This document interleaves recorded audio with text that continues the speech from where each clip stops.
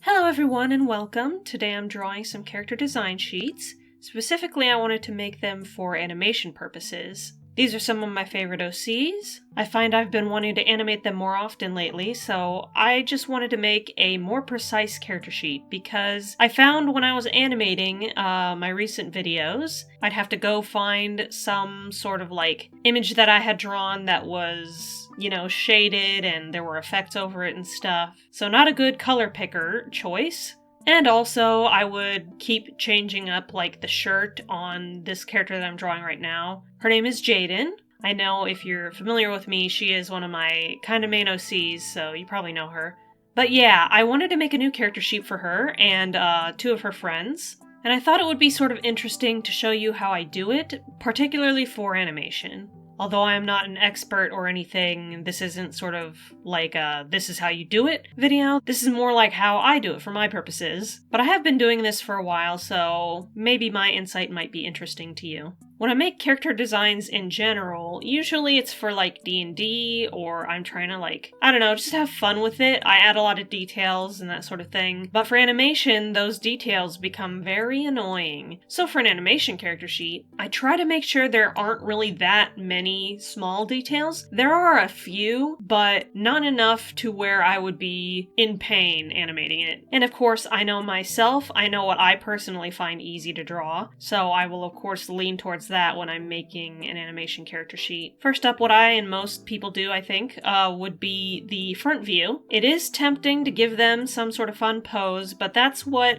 general character art is for. When it's an animation, you sort of want it to be all lining up from the front view, side view, back view, both side views if you do both of them. You just want it to be easy for you to follow and reference, especially when you're working on a bigger project. You also want to narrow down your color choices, at least I do. It's of course okay to have a lot of colors, it's just so that you can just speed through the coloring process when you're done with your line art and stuff, when you're animating anyway. You might have noticed I struggled a bit on the design for her top. I wanted there to be some sort of visual interest. I felt like the little bow was not quite enough. I tried a lot of different things like ruffles, fold lines, supposed to be there fashionably, buttons, and then I just decided, how about I just change the bow?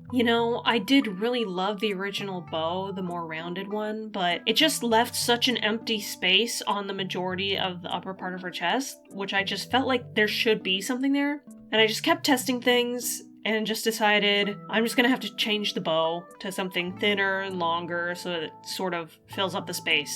Which, you've probably heard this before, this phrase called kill your darlings. I did love that old bow, but this new bow makes the design a little bit more finished, I feel like. Not to mention, it actually gave me a little opportunity to include some sort of gemstone jewel thing, a little bit of jewelry, because this character, she's on the richer side. Having a little piece of jewelry front and center just felt good to me, and it being a teardrop is also pretty good, since she's originally kind of inspired to be a water-themed character, even though that's not really her power anymore. But also, a teardrop, you cry, and she's putting up a big front of being completely fine when she's very sad. So I just thought that was fun. But yeah, I hope you enjoyed that one. Next up is my character M. They are kind of like Jaden's bodyguard, although they are great friends as well. But M does get paid to guard Jaden, which is basically Jaden just paying someone to be her friend. But we don't talk about that. Anyway, so for these character design sheets, you probably noticed in the last one where I did, the front view, the side view, and the back view for Jaden. Well, I only did those three because I felt like adding the other side wouldn't really add much for me personally, because it would just, the only difference would be there would be no bow on the hat, and I feel like I know that already. This wouldn't be done in some sort of animation studio setting because, not everyone's gonna know that, but I know Jaden well enough that there's only one bow on one side of the hat, so I'm comfortable only having one side. Not to mention the sort of faded out overlay of the hair, at least, for the back view, and I think I also did the arm for the side view. Those sort of allow me to see what's underneath, but also I can raise the opacity for the arm and hair whenever I want, although I can pretty well tell what it would look like even without doing that. It's just all for convenience sake. I also include a close-up of the eyes or at least one eye. In the close-ups, I add more detail, like I add a little bit of a shine to the eyelashes and a little bit of extra color to the eyes. That's just for more like close-up shots where the eyes are more important in the animation stuff, and also so it's easier for me to go in and grab colors or to see which colors go where. I find that convenient for me. For M here, they of course also have that big coat on their shoulders, so I had to add a bunch of layers for that. And obviously, they are not as symmetrical as Jaden, so I had to do both sides for the reference sheet because, you know, one side with the braid, the other side with the hair. For this speed paint, you can't see me doing the side with just like the little free curl of hair. That's because I was like, oh, I probably wouldn't need it. I don't know, I can kind of tell what's there, but I was like, I'm gonna regret that. So after the speed paint was finished recording, I ended up going back in and, you know, flipping the side view. For this character, I also sort of simplified the designs as well. I remember particularly their boots were way more, I guess, over-designed in a previous reference, and I was like, that really doesn't matter. Like, oh, they look interesting, but truly, they're just boots. So I was like, just simplify them down. Some nice calf-high black boots with a little bit of star decals will be just fine. Instead of this over-designed sort of like, oh, there's different greens and different layers and all that stuff. I was like, that's not going to be fun to animate, so I'm just going to simplify it to be easier on myself. And you know, I think it just suits them. Also, what I wanted to note was their coat there. You could probably tell the sleeves are a little too long. I actually think that's a good thing. Visually, from a character design standpoint anyway. I just feel like it looks nice and balanced this way because if I had actually made them sort of where they would be, more like right around their hands and wrists, it would sort of clutter up that area of the design. I know they're not always going to have their hands down at their sides, but I just felt like this is probably the best route to take. Hope you enjoyed that. I really love how M looks nowadays. They didn't used to have this more grand coat, but I feel like with the job that they have now, which is being employed by this very rich girl to be their bodyguard, with it would come sort of a sense of pizzazz, I guess, or at least Jaden would insist upon it. I just feel like that suits their storyline a bit more. Although they probably will most of the time not be wearing the big coat. Not only for animation's sake, but they probably just wouldn't have it all the time. Although I can visualize some pretty cool animations with it. Billowing in the wind as they're punching stuff, because, you know, that's their thing. They get angry and punch stuff. Anyway, so this last character is Amy. I really struggled with her. I always do. I wanted to redesign her a good bit in order to simplify enough to where I would enjoy animating it without all the fluff and details that I had done, which I was very happy with her last design. It's just, there was a lot of different aspects about it that just felt like too much to animate too often. So you will probably see me doing a lot of iterating on the design. I have her in gloves at some points. I have her with knee guards and elbow guards. I have her with like longer gloves and just a bunch of stuff. I changed her shoes a few times. Just there was a lot that I had to do to come to the final design that I was mostly happy with. And she's obviously very asymmetrical, so of course I had to do both sides of her.